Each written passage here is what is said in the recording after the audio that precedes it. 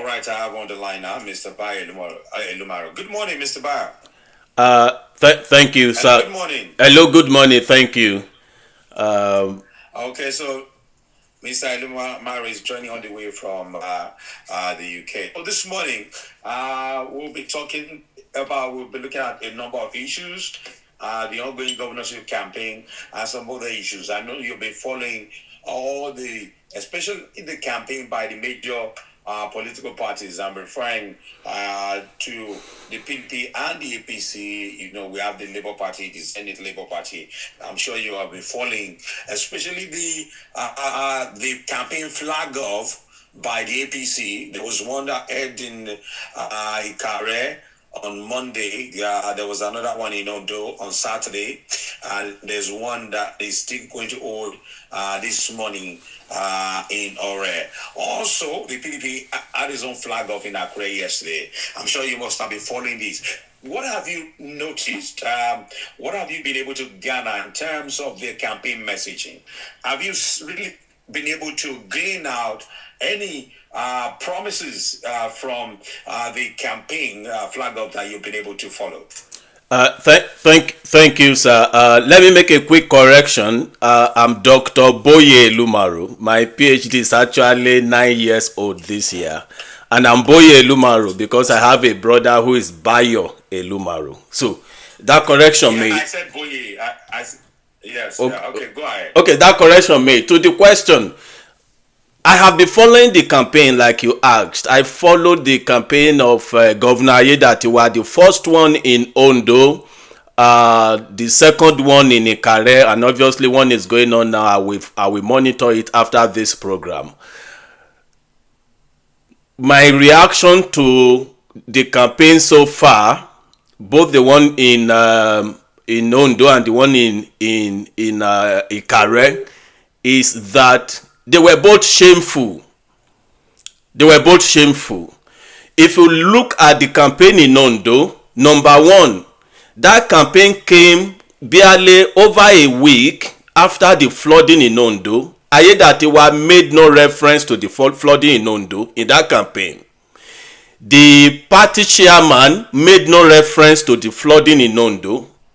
The campaign DG, virtually all the speakers in Ondo, none of them made any reference to that flooding incident that took place in Ondo over 2 weeks ago.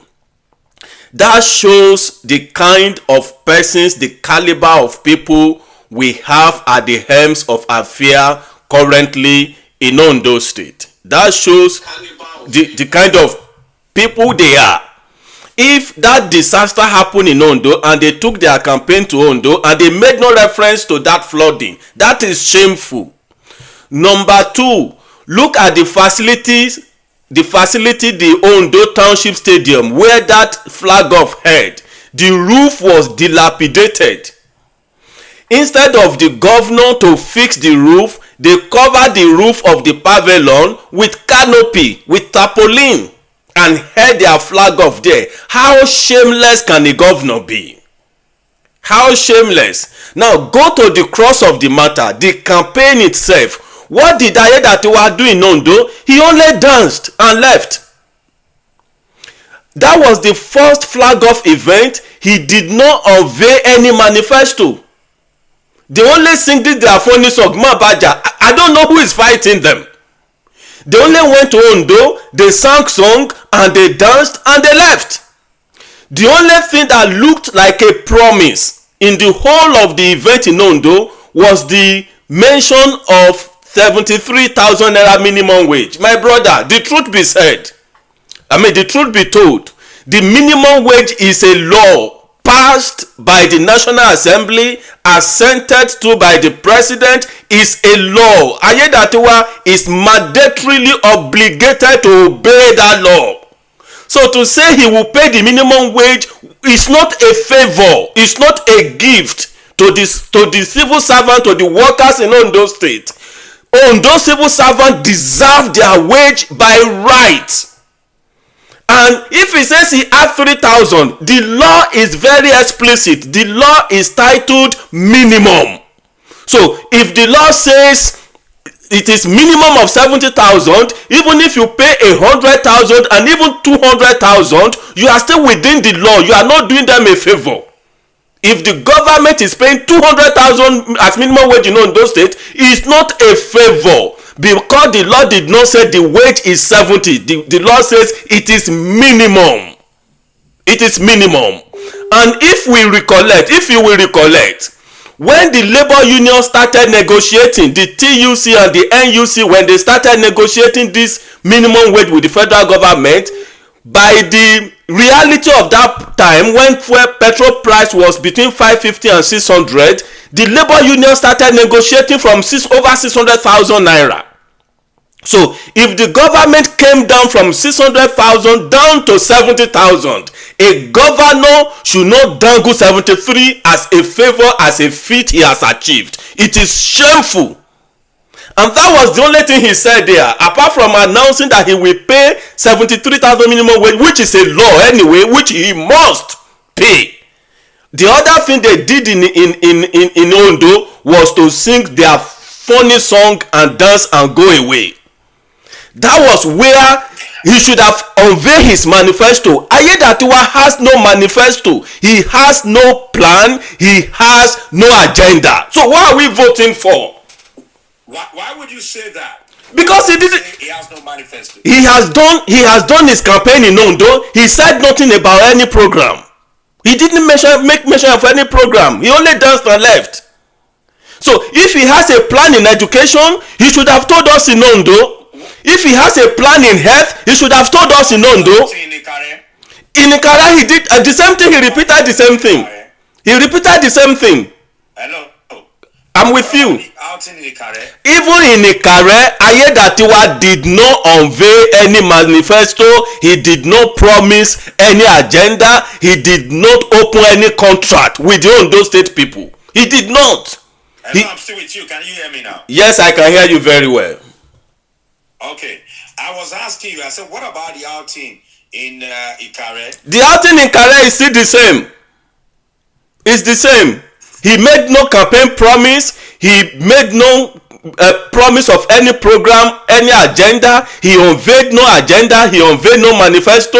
They only sang their funny song and dance. And see, my brother, we are here today. I am crying, and we are crying at the peak of our voice.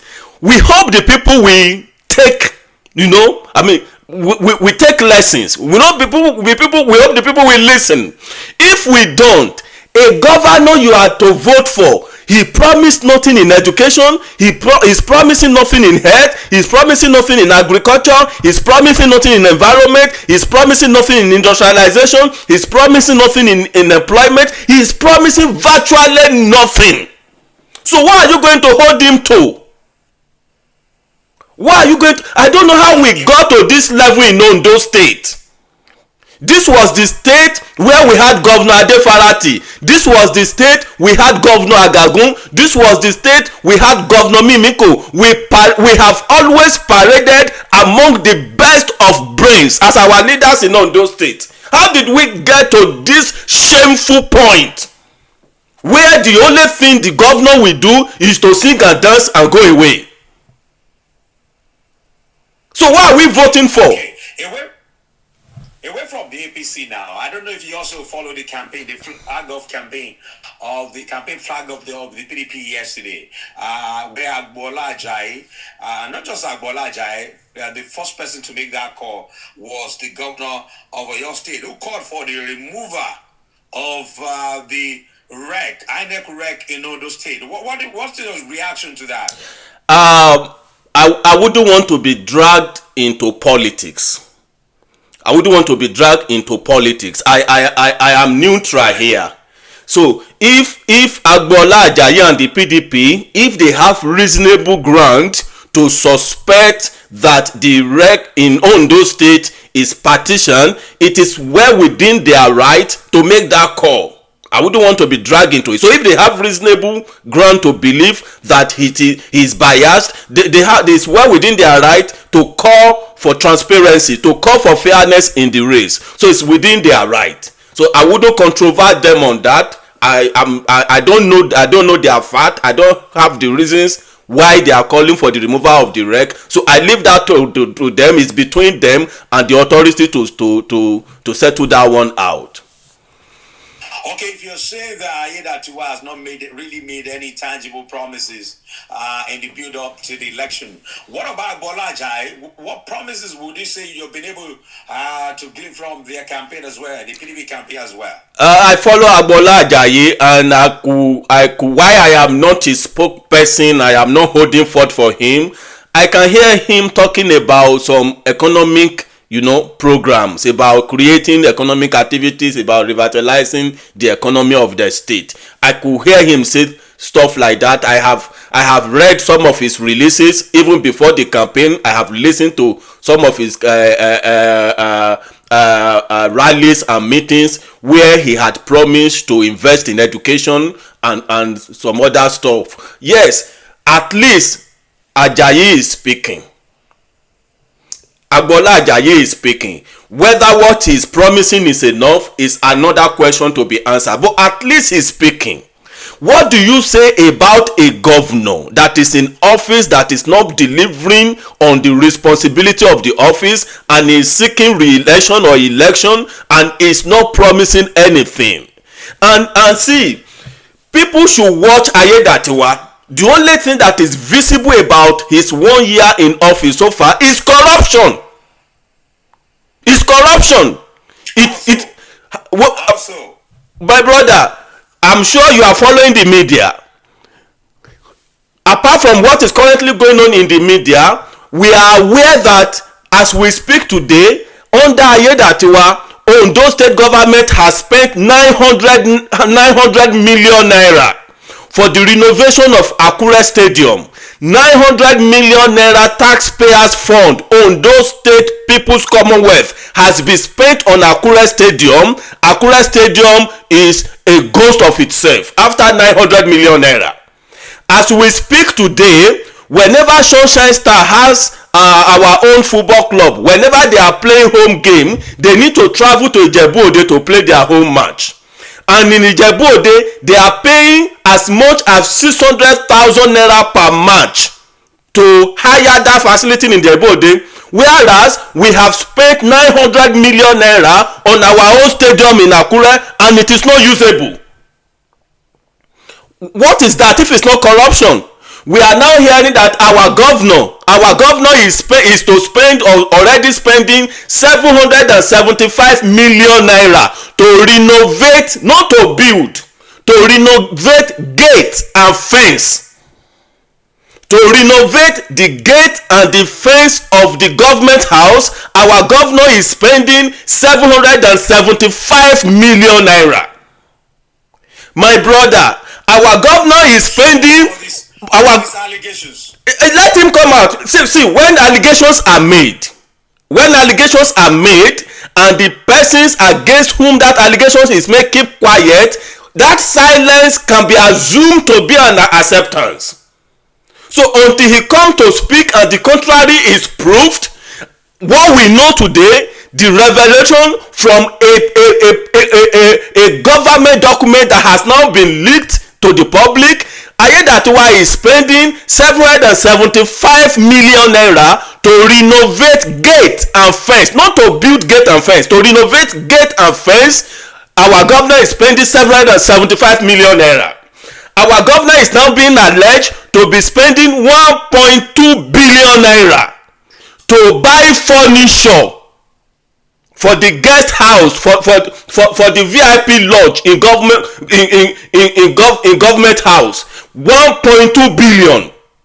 Our governor is now being alleged to be spending 90 million naira to renovate Commissioner for Finance office, the same Commissioner for Finance that does not go to office, the same Commissioner for Finance that was invited for corruption allegation by the State Assembly and she absconded and did not appear. Our governor is to spend 90 million naira to renovate her office. Are we insane? Are we insane? Where is our sanity? Where is decency? Is Ayedatiwa only preoccupation in government to loot Ondo State Treasury dry? this monumental fraud allegedly, but he has not refuted them, and so I have within my right to assume that his silence to these grievous allegations means acceptance of the allegations, since he's not saying anything to refute them. Apart from that, Adegbemile Cultural Center that we all know, Ayedatiwa is now to spend 293 million naira to listen to the caption, renovation, all of this project renovation. 775 million to renovate gate and fence. 1.2 billion to furnish a guest house. 90 million to renovate the office of a woman, of an individual. 293 million to renovate Adegbemile. 900 million naira already spent to renovate Akure Stadium, yet the stadium is not usable. We are still paying 600,000 per match to rent a facility in Ogun State for Sunshine to play their home games. Are we insane? Mr. Elumaro, Dr. Elumaro. Yes, sir. Dr. Elumaro, let me quickly ask you, in all of this now, as we approach the governorship election on November 16th, what is your advice to the people? Different messaging will be coming out, promises will be flying here and there, money will be trading, which is a common feature of elections in Nigeria. What is your advice to the electorate? My advice to the electorate is simple, sir. One, the next 4 years in Nigeria is very pregnant. It's very, very pregnant. We need a governor that will lead a serious government to lead us to the immediate future.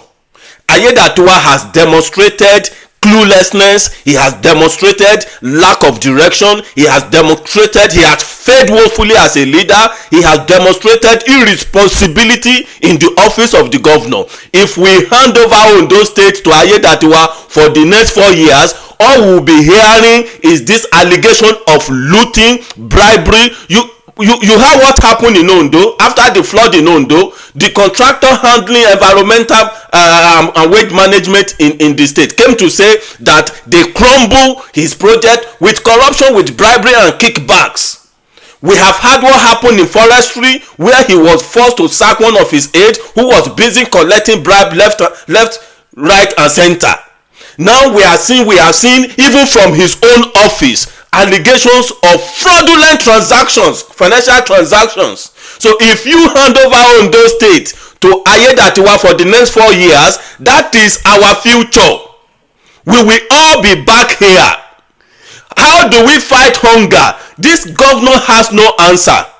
How do we promote education? He has no answer. Human capital development, he has no answer. How do we fund healthcare? Our tertiary healthcare facility in Ondo State, the University Teaching Hospital, was advising people, medical doctors in our teaching hospital, they were advising patients of food poisoning to go and drink palm oil. To the extent that a man lost his mother and 4 children on the same day. And last week I referred to that as a criminal negligence from the governor and the government. Ondo State used to be the pride of this country when it comes to healthcare delivery. Under Governor Mimiko, what happened to our healthcare delivery? What happened to us? Education, we were in the front row. What happened to us? Ayedatiwa is now using wheelbarrow. It's now using wheelbarrow and shovel to fix road in Ondo State. And yet, you look at the humongous amount of money that is leaving the coffer of the government under frivolous headings and captions. Ondo people should open their eyes.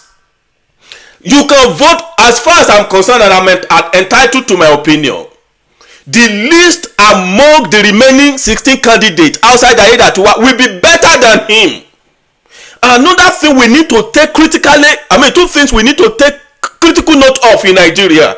This act of making people who you know cannot differentiate between his right hand and his left hand, making them your deputy governor. Because if anything happens to you, the deputy governor is a governor in waiting. That's how we got here. If you are taking somebody as your deputy governor, maybe we need to do it. I mean, we need to look into our law again. Or whoever should be the deputy governor must be competent as the governor. That's how we got to this nonsense. That's how we got here. Okay, on the final note now, because of our time, you followed the Edo State governorship election, and some of the the blame and counter blames that came out after that election, especially from the opposition political parties. Now, in the coming election in Ondo State, how confident are you that everything will come out well? I am not confident. Like I said a couple of weeks ago, the election in Ondo State has already been rigged. Systematically, it has been rigged. Because as we speak, Ayedatiwa has appointed the so-called transition committees. He has released our money to them. They are using money to prepare for vote buying left and center. Ayedatiwa went ahead to appoint his so-called 344 SA and SSA. Those SA and SSA, they are appointing their own SA and SSA. Those committee, transition committee in local government and SCDA, they too, they are appointing their SA and SSA. These are all machinery for vote buy, for vote ringing, for election malpractice. So already, Ayedatiwa is already using the fund, public fund, to campaign. So already the election has been rigged. The election, as we speak, the election has been systematically rigged against all opposition parties. The only salvation we can get in this election is for the people to get the vein off their eyes and know that a doom is impending. Should Ayedatiwa return and vote for another person, and he can offer them any amount you want to offer them for vote buying, take his money, because it's our money. If he offers you money, take his money and vote your conscience. Dr. Elumaro, don't let us use words like doom. I'm afraid this is where we have to end it. Thank you very much, Dr. Boye Elumaro, the director movement. Thank you for your time on today's edition of Make Ondo State Great. Thank you very much. Thank you, sir. It's a pleasure to be with you again this today. This is where we end it. My name is Demeji Daniels, and this is where we end it.